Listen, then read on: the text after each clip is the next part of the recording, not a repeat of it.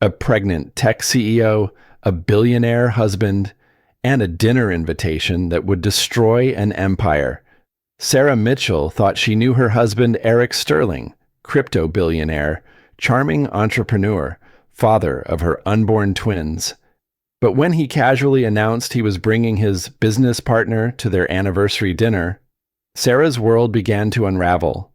What she discovered wasn't just an affair, it was a twisted family conspiracy involving incest, money laundering for cartels, and a calculated plan to steal her children and her $100 million company. But Eric Sterling made one fatal mistake. He underestimated what a mother will do to protect her children. This is the true story of how one dinner party exposed a criminal empire and proved that sometimes the most devastating betrayals lead to the most powerful victories. Sarah Mitchell stared at her laptop screen, her 6-month pregnant belly pressing against the edge of her standing desk in their $50 million Malibu mansion. The blockchain analytics software she developed for her tech startup was displaying something that made her blood run cold. Her husband, Eric Sterling, crypto billionaire and supposed love of her life, had been transferring massive amounts of Bitcoin to an account registered under the name Amber Hayes. Not business transactions, personal ones. $200,000 last month alone. Sarah's fingers trembled as she scrolled through the digital evidence. After 3 devastating miscarriages, this pregnancy with twins was supposed to be their fresh start. The baby kicks in her belly felt like tiny fists of betrayal as she uncovered transaction after transaction. "Baby, you're working too hard again." Eric's voice made her jump. He glided into their home office with that magnetic smile that had first captivated her at a tech conference 3 years ago. At 35, he still looked like the charming entrepreneur who'd swept her off her feet. But now Sarah saw something different in his gray eyes, something calculating. "Just reviewing the merger documents," Sarah lied smoothly, minimizing the screen. Her startup, CodeBridge Solutions, was on the verge of a $100 million acquisition. 3 years of 18-hour days building revolutionary blockchain security software had finally paid off. Eric moved behind her chair, his hands settling on her shoulders. "About that, I've been thinking, maybe you should slow down. Focus on the babies. I can handle the business side of things." The suggestion felt like ice water in her veins. "Eric, this is my company, my technology. I'm not stepping back now. I'm just saying, with your condition and all the stress," his fingers tightened slightly on her shoulders, "you've been acting paranoid lately, checking accounts, asking weird questions. It's not healthy." Sarah's heart hammered against her ribs. Was he gaslighting her, or was she actually becoming paranoid? The pregnancy hormones made everything feel amplified, uncertain. "Speaking of which," Eric continued, his tone brightening artificially, "I've got great news. I'm bringing a potential business partner to dinner tomorrow night, someone who could be crucial for our crypto mining expansion." "Tomorrow night." Sarah turned in her chair. "Eric, that's our anniversary dinner. We planned this weeks ago." "Even better. It'll show her how stable and committed we are. Her name's Amber Hayes. She's young, ambitious. Exactly the kind of fresh perspective we need." The name hit Sarah like a physical blow. Amber Hayes, the same name on those Bitcoin transactions. Sarah fought to keep her expression neutral. "How did you meet her?" "Through mutual connections. She's got this incredible social media presence, really understands the influencer economy. Could be huge for our brand expansion." Sarah nodded slowly, her mind racing. Either this was the most convenient coincidence in history, or Eric was planning something truly twisted. "Of course, I'd love to meet her." Eric's smile widened, but it didn't reach his eyes. "Perfect. I've already invited some of our investor friends too. Make it a real celebration of our success." As Eric left the office, Sarah immediately pulled up Instagram and searched for Amber Hayes. What she found made her stomach lurch. A 24-year-old blonde with nearly 1 million followers, posting luxury lifestyle content from locations Sarah recognized. Their Aspen cabin, the yacht Eric claimed he'd sold, the Paris hotel where they'd honeymooned. But it was the latest post that stopped her cold. A photo of an expensive diamond bracelet with the caption, "When your future is looking so bright, some secrets are worth keeping." Sarah screenshot everything, her tech entrepreneur instincts kicking in. If Eric was planning to humiliate her at their anniversary dinner, she'd be ready. She started compiling a digital dossier, tracking every connection between Eric and Amber. What she discovered over the next hour made her question everything she thought she knew about her husband. Amber hadn't just appeared in Eric's life recently. The blockchain evidence showed payments going back almost a year. But more disturbing were the property records Sarah accessed through her business connections. Eric had purchased a penthouse in downtown Los Angeles 8 months ago, in Amber's name. Sarah felt the babies kick harder, as if they could sense her distress. She placed both hands on her belly, drawing strength from the tiny lives inside her. Whatever Eric was planning, whatever twisted game he was playing, she wouldn't let him destroy her family or her company. Tomorrow night's dinner was clearly meant to be some kind of power play, but Sarah Mitchell hadn't built a $100 million tech company by backing down from fights. She'd built it by being smarter than everyone else in the room. Time to prove that once again. The next morning, Sarah found Eric's burner phone. She'd been looking for her laptop charger in Eric's car when her fingers closed around an unfamiliar device wedged between the seat cushions of his Tesla. The phone was locked, but Sarah had designed security systems for a living. She knew every backdoor, every vulnerability. Within 20 minutes, she was scrolling through a digital nightmare. Videos, dozens of them, Eric and Amber together, but not just intimate moments. Conversations, strategic planning sessions where they discuss Sarah like she was a business problem to be solved. "She's getting suspicious about the accounts," Eric's voice said from one video dated 3 weeks ago. "We need to accelerate the timeline." Amber's response made Sarah's blood freeze. "Poor little genius thinks she's so smart. Wait until she sees what we have planned for the anniversary dinner. She'll never recover from the humiliation." Sarah's hands shook as she continued scrolling. There were screenshots of her private text messages with her best friend Jessica, photos of Sarah taken without her knowledge, including unflattering shots of her pregnant body with cruel captions. Voice memos where Eric and Amber mocked her appearance, her intelligence, even her previous miscarriages. The fertility treatments made her so desperate. Eric's voice crackled through the phone's speaker. "She'd do anything to keep this pregnancy. Makes her easy to manipulate." But the worst was yet to come. Sarah found a folder labeled Phase 2 containing documents that made her stomach lurch. Psychiatric evaluation forms with her forged signature, medical records falsely claiming she'd been treated for postpartum psychosis, legal documents prepared to have her declared mentally incompetent.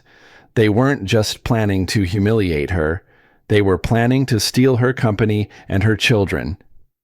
Sarah forced herself to think like the tech CEO she was, rather than the betrayed wife she felt like. She connected the burner phone to her laptop and began copying everything. Every video, every document, every piece of evidence of their conspiracy. Then she found the file that changed everything. DNA test results. Amber Hayes and Eric Sterling shared 25% of their genetic markers. They were half-siblings. Sarah ran to the bathroom and vomited until her stomach was empty. When she finally stopped retching, the horrible pieces fell into place. Eric's father had been notorious for his affairs before dying in a plane crash 15 years ago. Eric had been supporting Amber financially since she turned 18, but not as a sugar daddy, as a brother who'd groomed his half-sister into something far worse. The anniversary dinner wasn't just about humiliating Sarah, it was about Eric publicly claiming his sick relationship while destroying her reputation so thoroughly that no one would believe her if she tried to expose the truth. Sarah's phone buzzed with a text from Jessica Martinez, her best friend and investigative journalist. "Hey babe, running late to help with dinner prep. This Sterling family story I'm researching is getting wild. See you at 6. Sarah stared at the message. Jessica was researching the Sterling family. That couldn't be a coincidence. She called Jessica immediately. "What Sterling family story?" "Oh hey, you sound stressed. Don't worry about tonight. It'll be fine." "But this is weird timing. I've been investigating Eric's dad for a piece about Tech Dynasty corruption.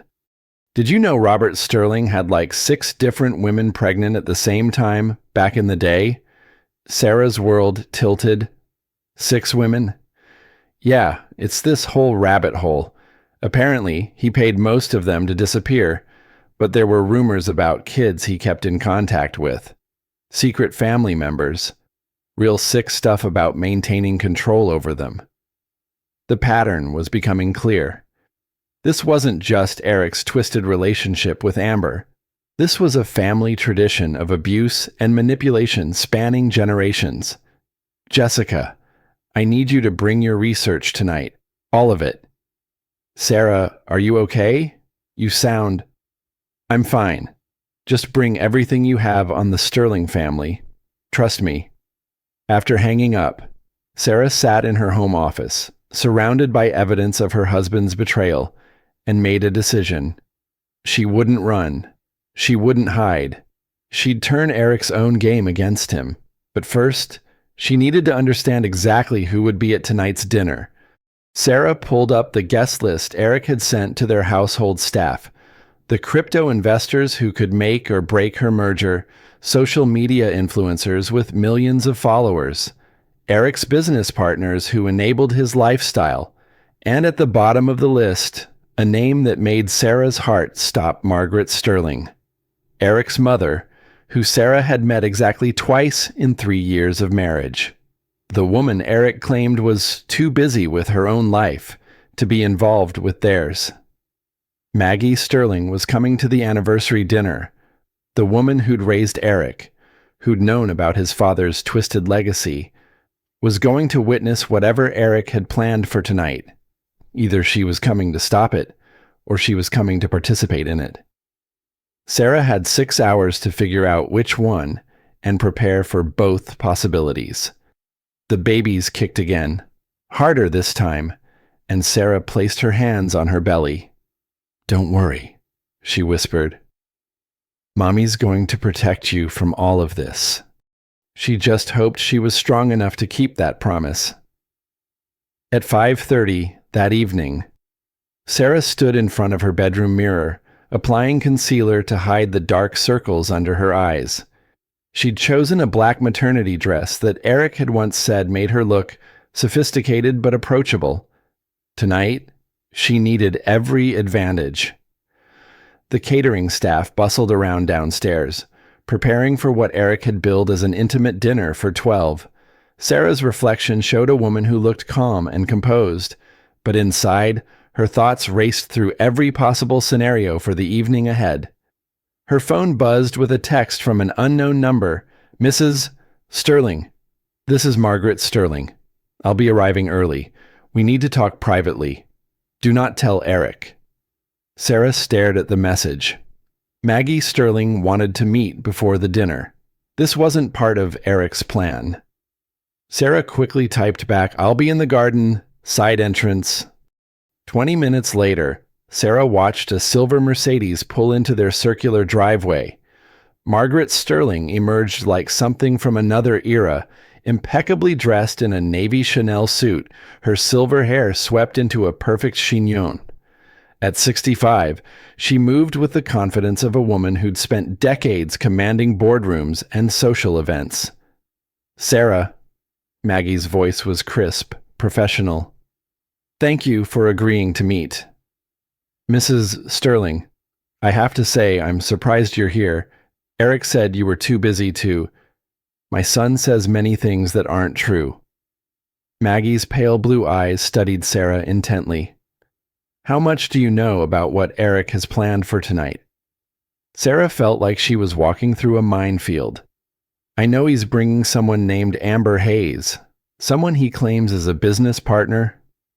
Amber Hayes is Robert Sterling's daughter, Eric's half-sister. She's 24 years old, and Eric has been financially supporting her since she was 18. Maggie's words were delivered with surgical precision.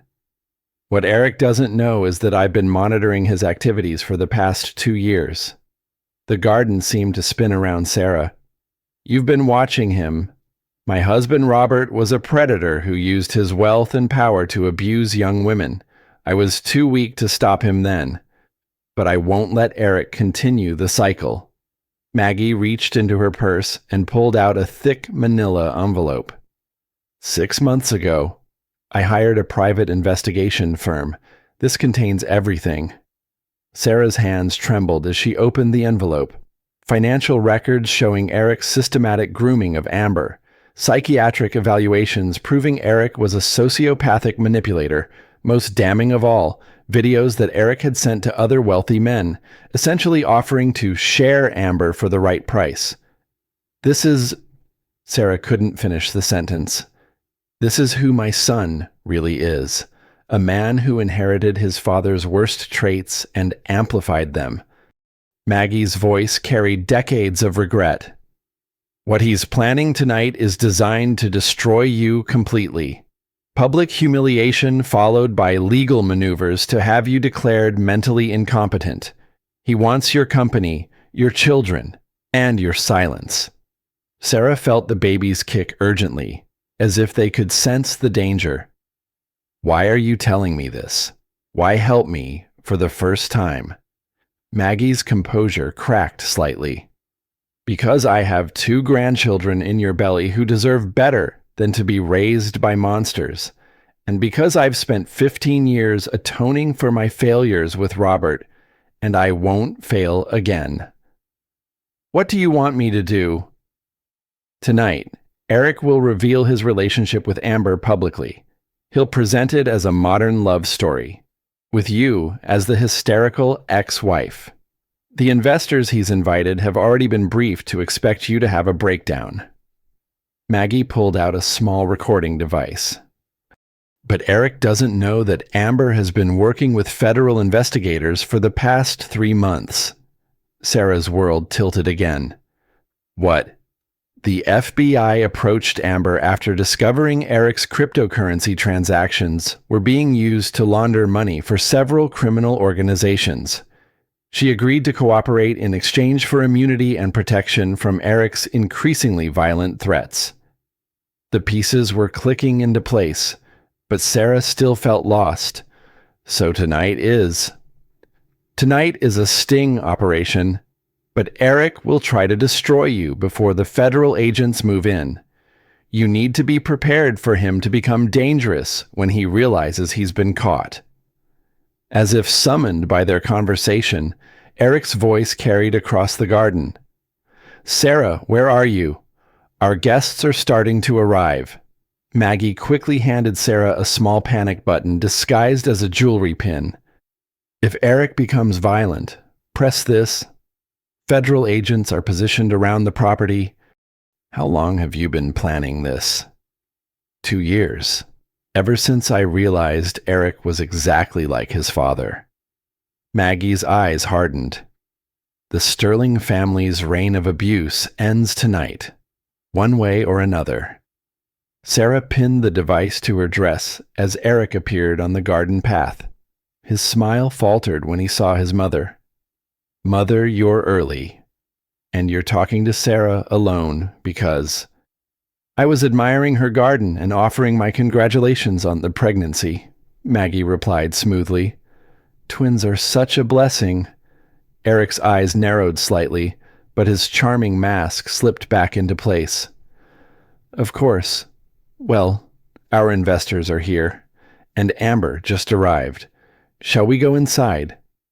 As they walked toward the house, Sarah caught Maggie's eye. The older woman gave an almost imperceptible nod. Whatever was about to happen, Sarah wouldn't face it alone. But first, she had to survive dinner with her sociopathic husband, his half-sister Mistress, and a room full of people who thought they were about to witness her public destruction. The real question was whether Sarah was strong enough to play her part in bringing down Eric's empire, or if the stress would cost her everything she was fighting to protect. The dining room of the Sterling mansion gleamed under crystal chandeliers, the long mahogany table set for 12 with their finest china and silverware. Sarah took her assigned seat. Eric had placed her at the far end of the table, literally distancing her from the conversation that mattered. Amber Hayes entered like she was walking a red carpet, blonde, stunning, and wearing a red dress that cost more than most people's cars. She commanded every eye in the room. The investors, 3 men and 2 women who controlled billions in venture capital, watched her with interest. Everyone, I'd like you to meet Amber Hayes, Eric announced, his hand possessively on Amber's lower back. She's been instrumental in developing our new social media marketing strategies. Sarah watched the performance with detached fascination. Amber played her part perfectly, charming, intelligent, slightly mysterious. She fielded questions about cryptocurrency trends and influencer marketing with surprising sophistication. Amber has this incredible understanding of how to build authentic connections with younger demographics, Eric continued. She's been helping us reach markets we never could have accessed otherwise. David Chen, Eric's business partner, raised his wine glass.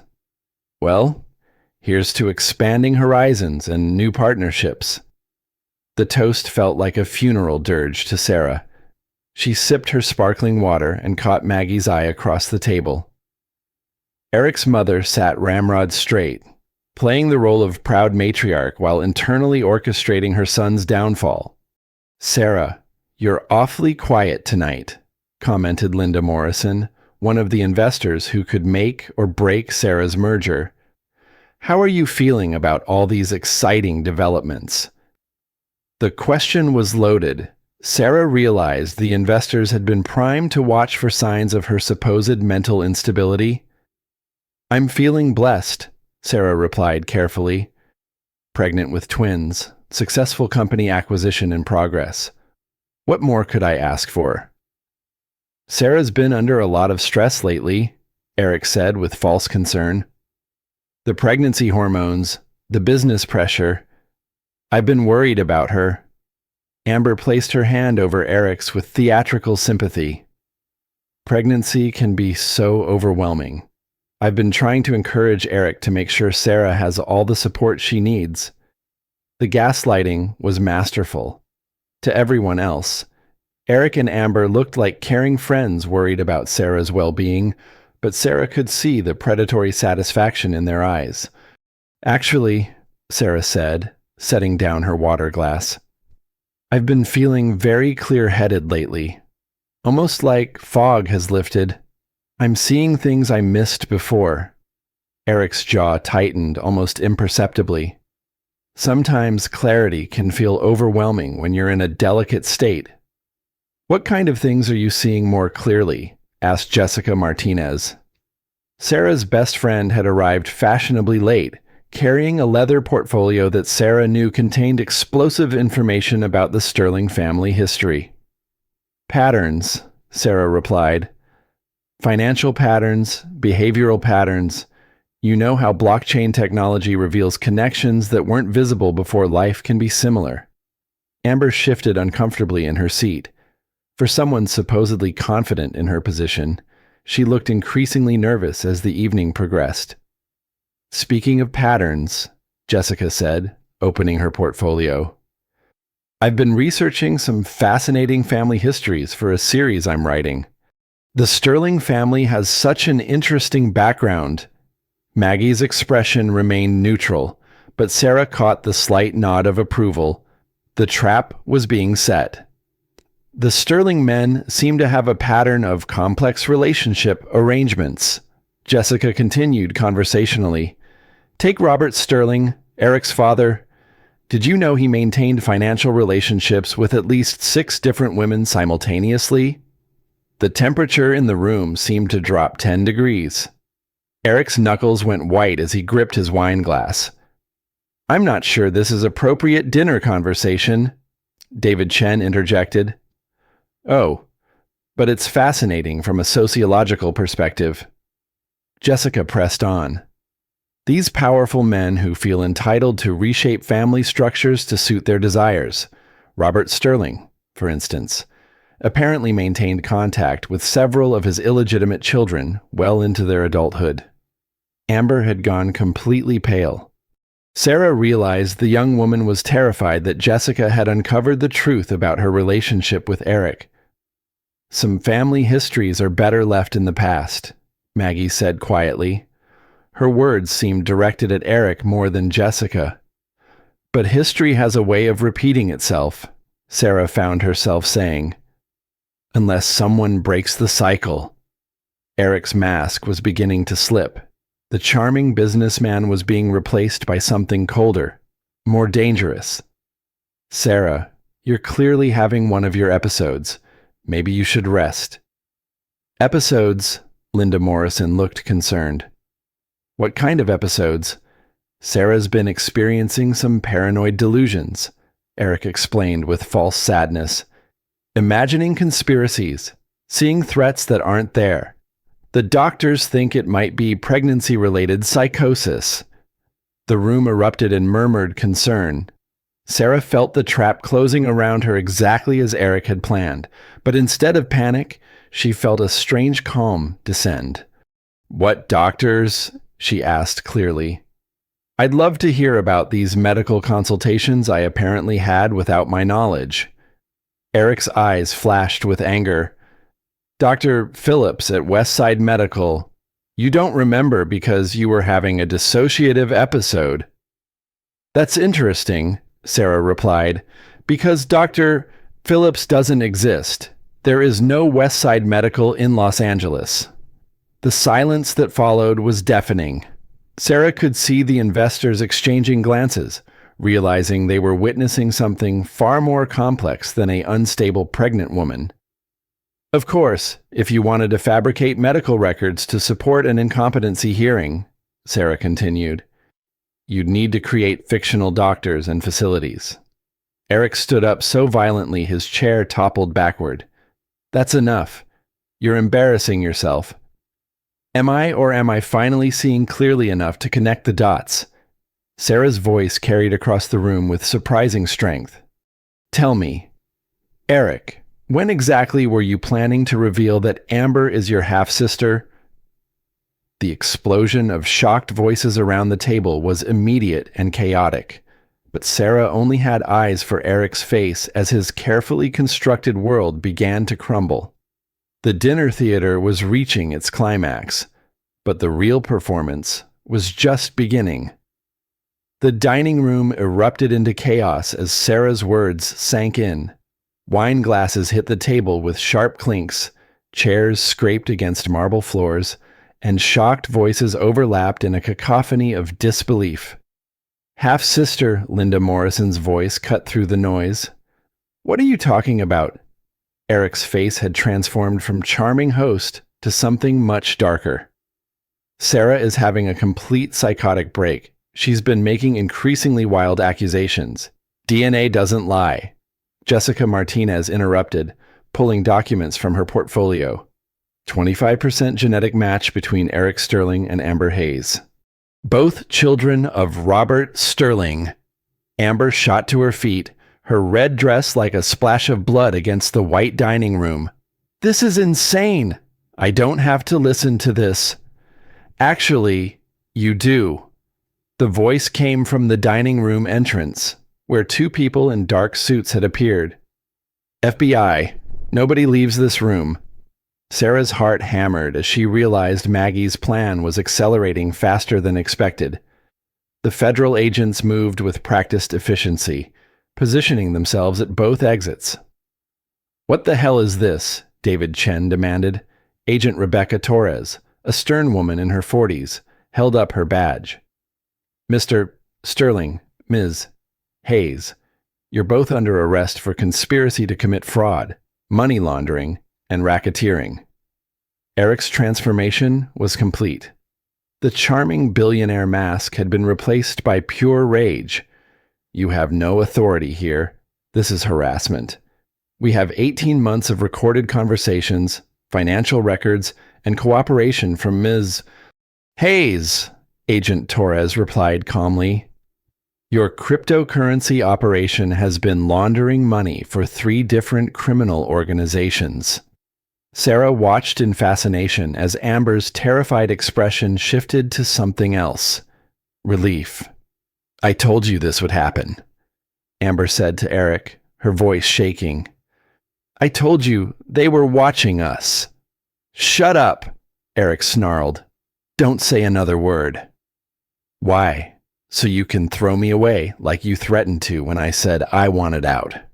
Amber's composure finally cracked completely. "You want to know about psychotic breaks? Try being groomed by your own brother from the time you were 18 years old."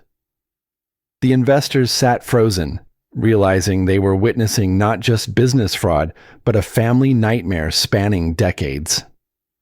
"Ms. Hayes has been cooperating with federal investigators for 3 months, Agent Torres explained. "She approached us after Mr. Sterling threatened her life when she tried to end their relationship." Sarah felt pieces clicking into place. Amber wasn't just Eric's victim. She was also trying to escape. The young woman she'd hated was actually another survivor of Eric's manipulation. The anniversary dinner was supposed to be his grand finale. Amber continued, tears streaming down her face. "He was going to have me announce our engagement while destroying Sarah's reputation so completely that no one would believe her if she tried to expose us."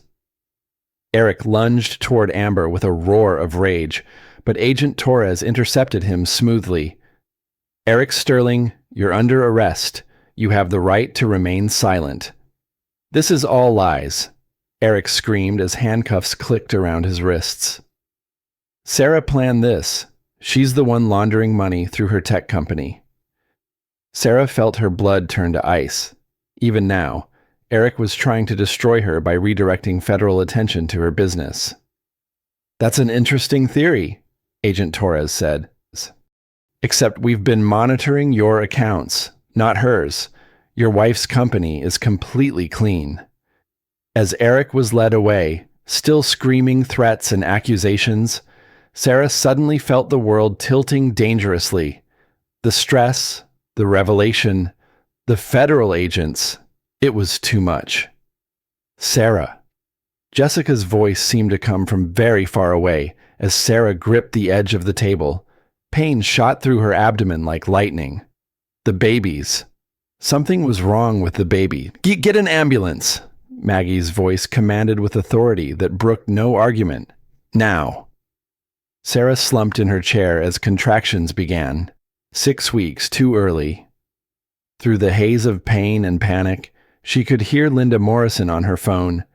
"Cancel the Sterling merger, immediately. I don't care what the contracts say." "The babies," Sarah gasped to Jessica, who was kneeling beside her chair. "It's too early." "They're going to be fine," Jessica said firmly. "You're going to be fine. You're the strongest person I know." As paramedics rushed into the dining room, Sarah caught sight of Maggie Sterling standing near the windows. Eric's mother was watching the chaos with an expression of profound sadness and relief. "Mrs. Sterling," Sarah called weakly. Maggie approached and took Sarah's hand. "The cycle ends tonight," she said quietly. Those babies will never know the poison that infected this family. Sarah squeezed Maggie's hand as another contraction hit. Promise me, if something happens to me, don't let them grow up thinking their father was a good man. Nothing is going to happen to you, Maggie replied with fierce certainty. You're going to raise those children to be everything Eric never was, and I'm going to help you. As the paramedics lifted Sarah onto a stretcher, she could see Amber Hayes sitting alone at the abandoned dinner table, no longer playing a role, just a young woman who'd survived something terrible. Take care of her, too, Sarah whispered to Maggie. She's a victim in this. The last thing Sarah saw before the ambulance doors closed was their mansion growing smaller in the distance. No longer a prison, but just a building where a family's twisted legacy had finally come to an end. But first, she had to fight for the lives of her children. The hospital room smelled of antiseptic and fear. Sarah lay connected to monitors that beeped steadily, tracking her heartbeat and the baby's vital signs. At 26 weeks, the twins were viable, but would face a difficult fight if born now. Contractions are slowing, Doctor, Sarah Kim announced, checking the monitors. The medication is working. We're going to try to keep these babies cooking for at least another 8 weeks. Jessica sat in the bedside chair, laptop balanced on her knees as she fielded calls from reporters wanting the inside story on Eric Sterling's arrest. No comment, she repeated for the 20th time. My priority is my friend's health. Maggie Sterling entered carrying coffee and looking like she hadn't slept in 36 hours. Any changes? Babies are stable, Sarah replied, her voice hoarse from exhaustion. But the doctors want to keep me on bed rest for the duration of the pregnancy. Good. You'll stay at my house when you're discharged. The mansion is a crime scene now anyway. Sarah studied Eric's mother with new eyes. Why are you doing this, really? Maggie sat heavily in the second chair, suddenly looking every one of her 65 years. Because I failed Eric completely. I saw the warning signs when he was young, the cruelty to animals, the manipulation of other children, the sense of entitlement that went beyond normal privilege, but I told myself it was just boyish behavior that he'd outgrow. You couldn't have known how far it would go. I knew exactly how far it could go. I lived with his father for 20 years. Maggie's voice carried decades of regret. Robert didn't just have affairs. He systematically groomed and controlled young women, many of them barely legal. I stayed because I thought I could contain the damage, manage the family reputation. Sarah's heart monitor beeping faster as anger spiked through her. You enabled it. Yes, I did. And Eric learned from watching me that powerful men's crimes should be covered up rather than stopped. Maggie met Sarah's eyes directly. I won't make that mistake with my grandchildren. They deserve better. A knock at the door interrupted them. Agent Torres entered with a tablet and a grim expression. Mrs. Sterling, I need to update you on the investigation. How bad is it? Sarah asked. Bad. Eric's cryptocurrency operation was more extensive than we initially realized. He was laundering approximately $50 million annually for various criminal enterprises, money from human trafficking, drug distribution, weapons sales. Sarah felt nauseous. I had no idea. My company had completely separate accounts. We know your financial records are clean, but Eric was planning to frame you as the mastermind. We found detailed plans on his devices for transferring criminal proceeds through your blockchain security software without your knowledge. Could he have done it? If he'd had another 6 months, probably. Your technology is sophisticated enough to mask the transactions. And as your husband, he had access to your security protocols. Jessica looked up from her laptop. The media is calling it the biggest tech industry fraud scandal since Theranos. There's more, Agent Torres continued. Amber Hayes has provided evidence of Eric's threats against you and the babies.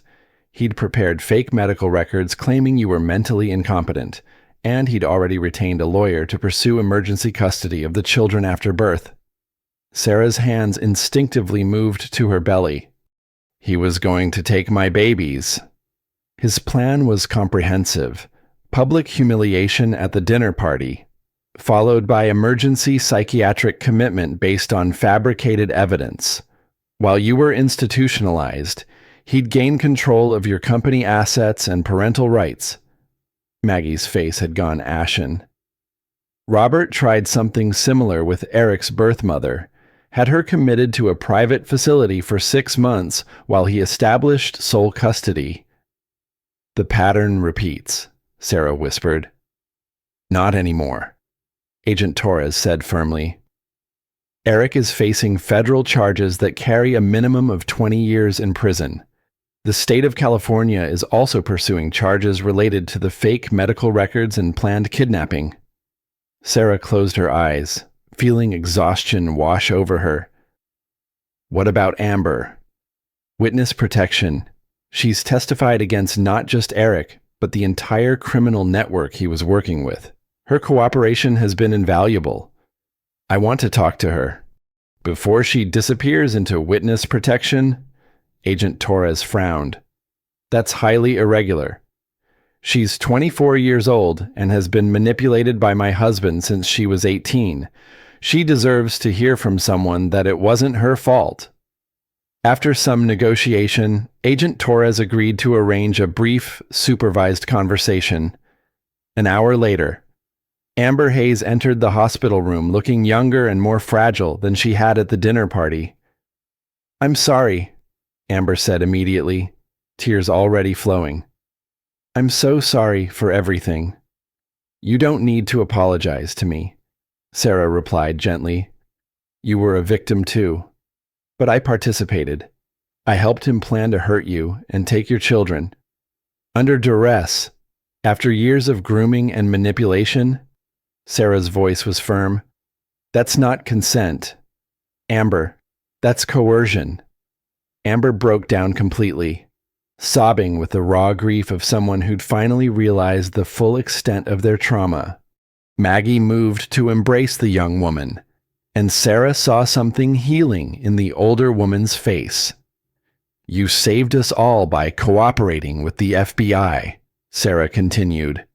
You stopped Eric from hurting anyone else. I was so scared. He said if I ever tried to leave, he'd destroy me completely. Make it look like I was the criminal mastermind and he was just my victim. That's exactly what he was planning to do to me, Sarah realized.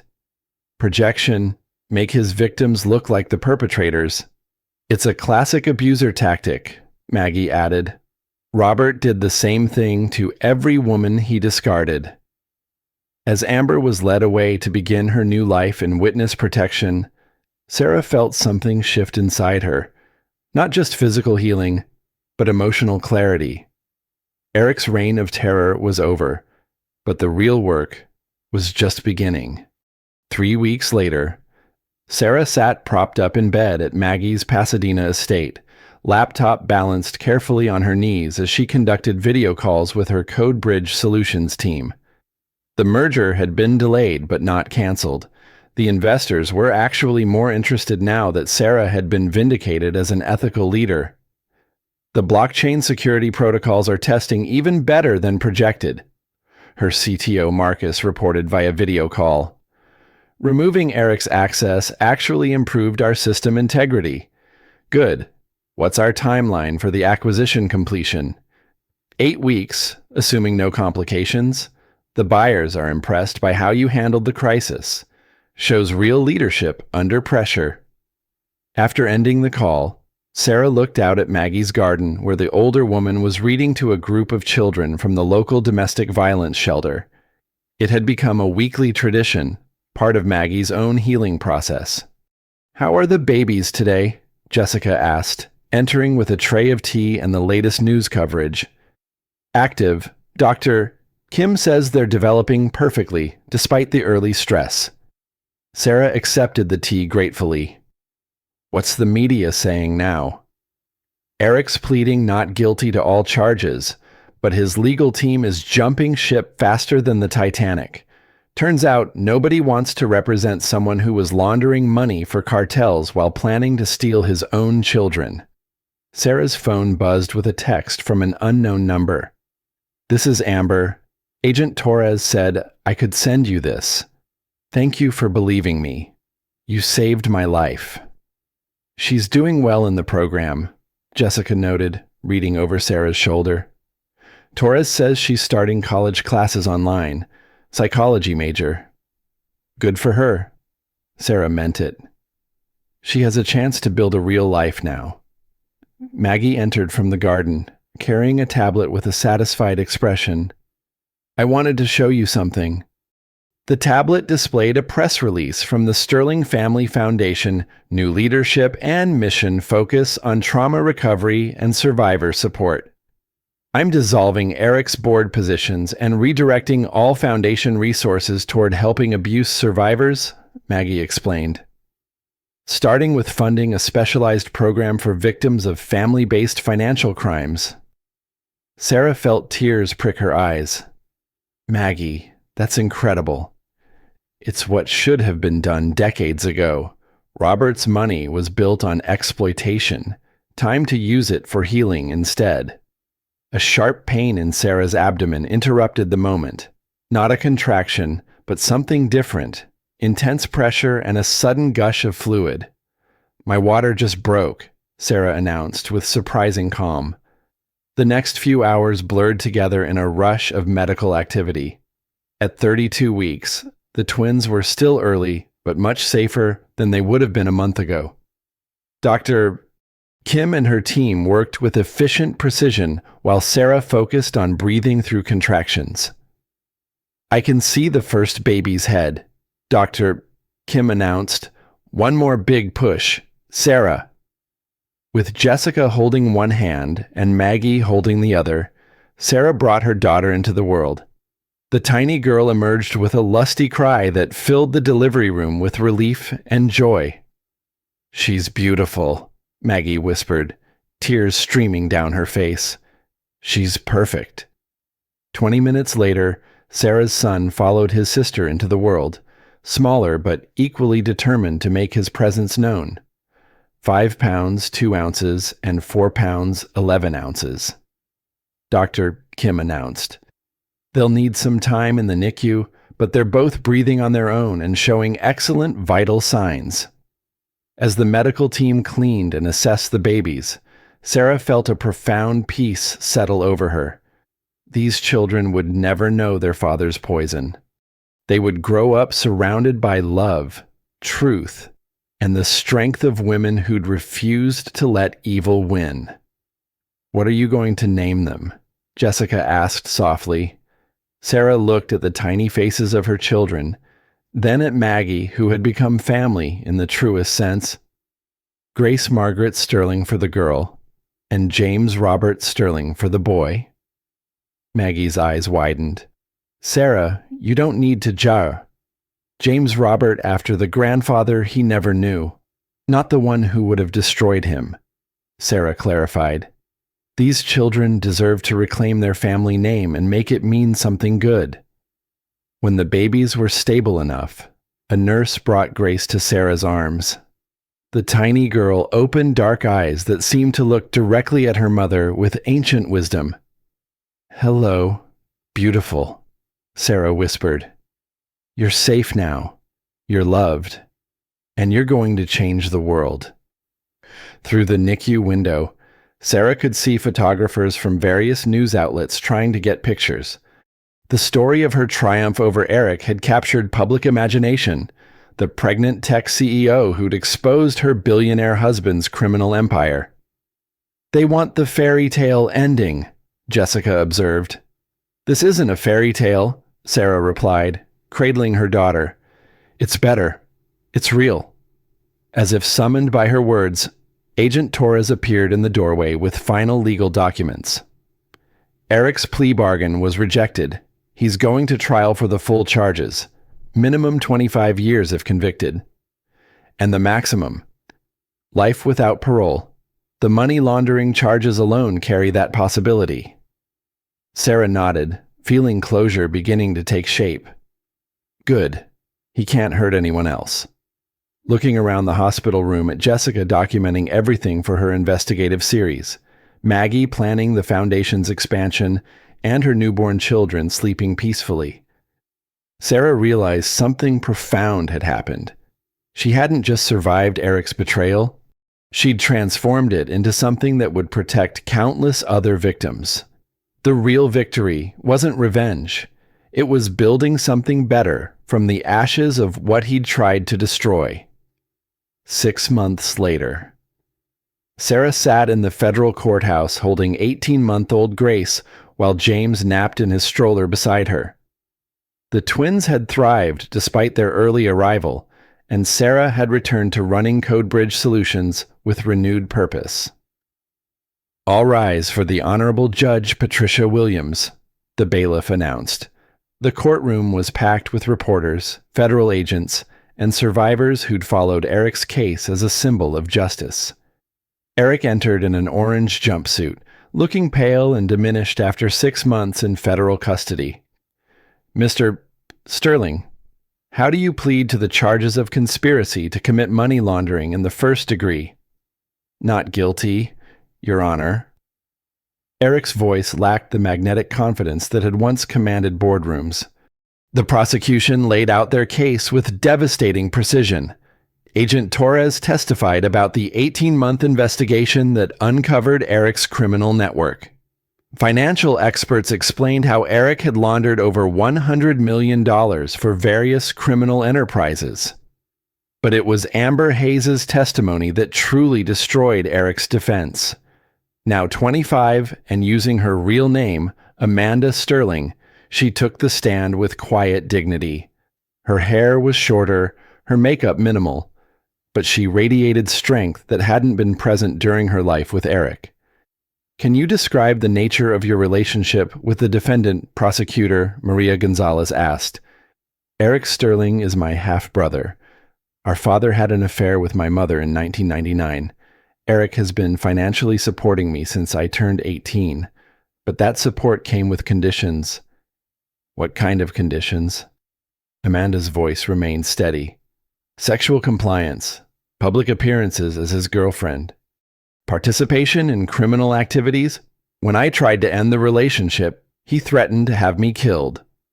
Eric's public defender attempted to discredit Amanda during cross-examination.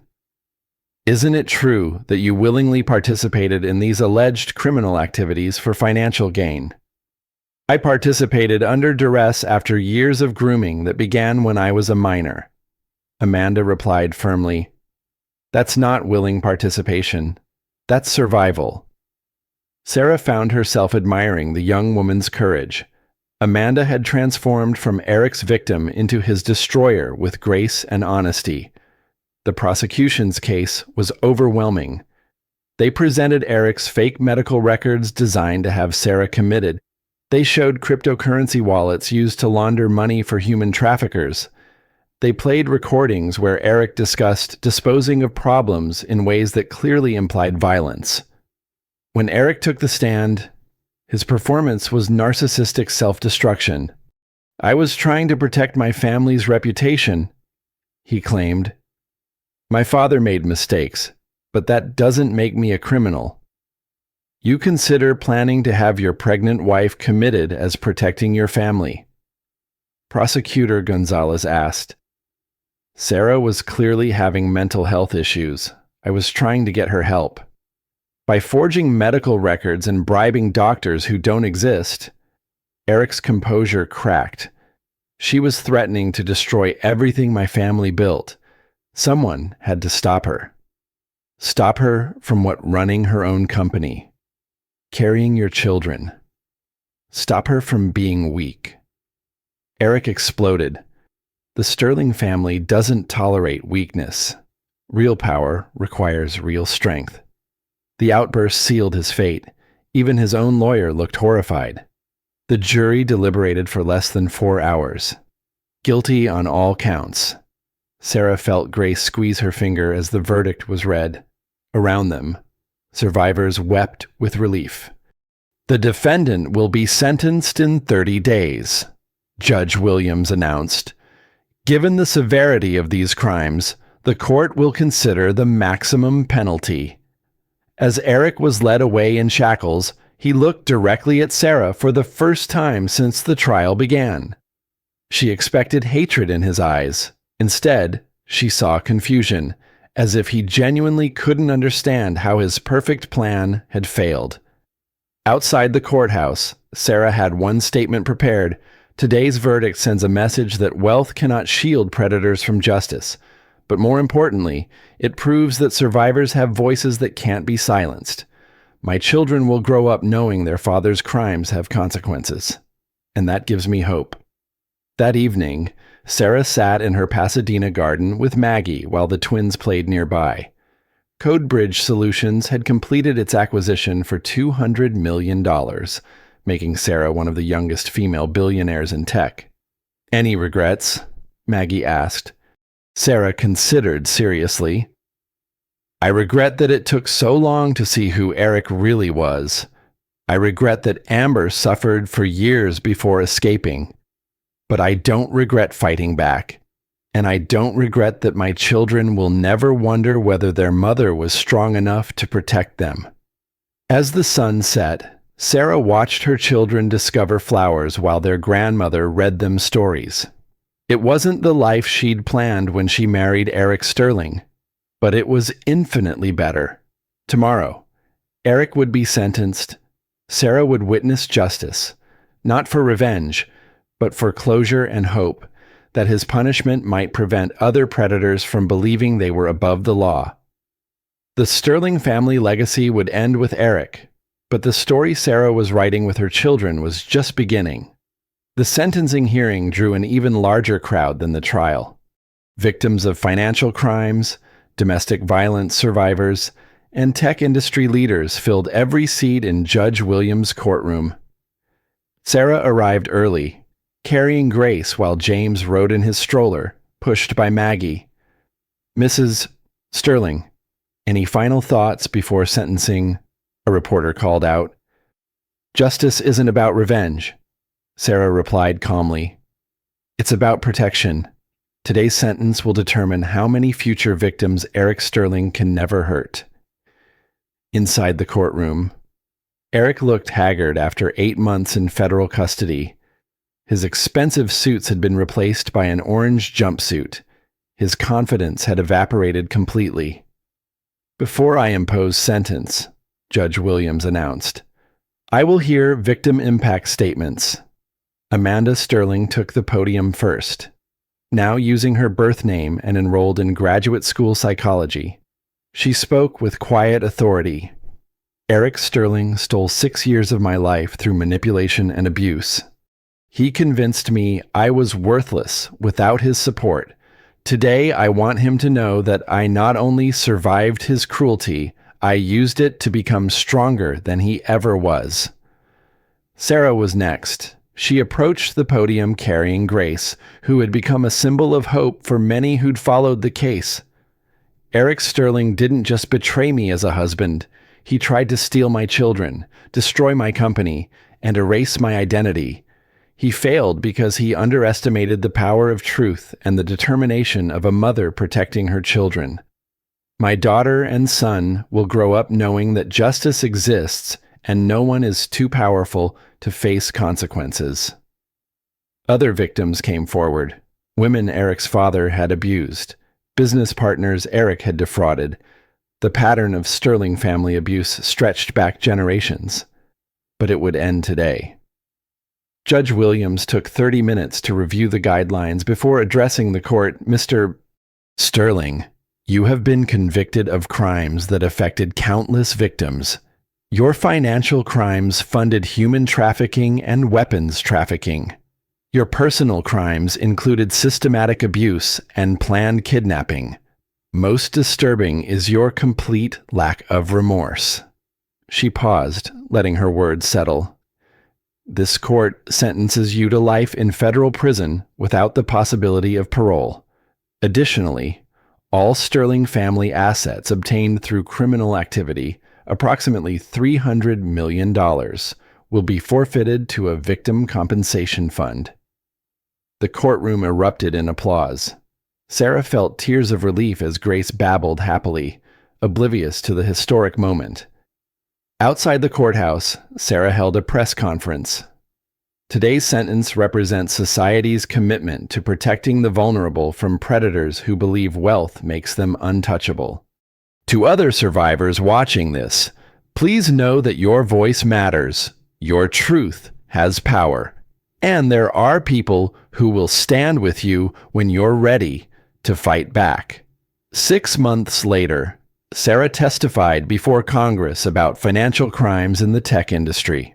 Her expertise led to the Sterling Act, landmark legislation creating new protections for victims of financial crimes committed by family members. The Sterling Family Foundation, now run by Maggie with Amanda's input, had become one of the nation's leading resources for victims of sophisticated abuse, helping over 3,000 people escape similar situations. That evening, Sarah returned home where the twins were celebrating their second birthday. Grace toddled around chasing butterflies while James examined flowers with scientific intensity. Amanda had driven down from Berkeley, where she was completing her PhD in trauma psychology. "Any word from the Stanford interview?" Sarah asked Amanda. "They offered me the position. I'll be running their new research program on family-based financial abuse." Amanda's smile was radiant. "6 years ago, I thought my life was over. Now I'm going to spend my career helping other survivors rebuild theirs." As the sun set over their chosen family gathering, Sarah reflected on the journey. Eric's betrayal had nearly destroyed her, but it had also revealed strengths she hadn't known she possessed and connected her with people who'd become her truest family. Grace climbed into Sarah's lap, babbling about her day.